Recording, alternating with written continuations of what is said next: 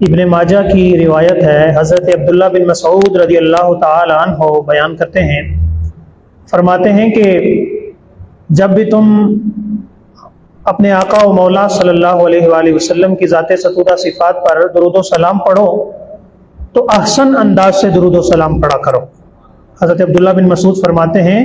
کیا تمہیں نہیں پتا کہ تمہارا پڑھا ہوا درود حضور علیہ الصلوۃ والسلام کی بارگاہ میں پیش کیا جاتا ہے؟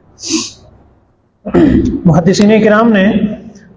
اس روایت کے تشریح میں نقل کیا ہے کہ احسن انداز سے پڑھنے کے بارے میں جو حضرت عبداللہ نے حکم ارشاد فرمایا وہ یہ ہے کہ درود و سلام جب بھی پڑھا جائے تو پورے ادب، احترام، تعظیم اور توقیر اور باوضو حالت میں توجہ اور یکسوئی سے پڑھنا چاہیے، تو اس درود پاک کی تمام برکات اور رحمات پڑھنے والے قاری کو نصیب ہوتی ہیں۔ جب وہ حضور کی بارگاہ میں پیش ہوتا ہے تو حضور اپنے امتی کا، غلام کا پڑھا ہوا وہ درود و سلام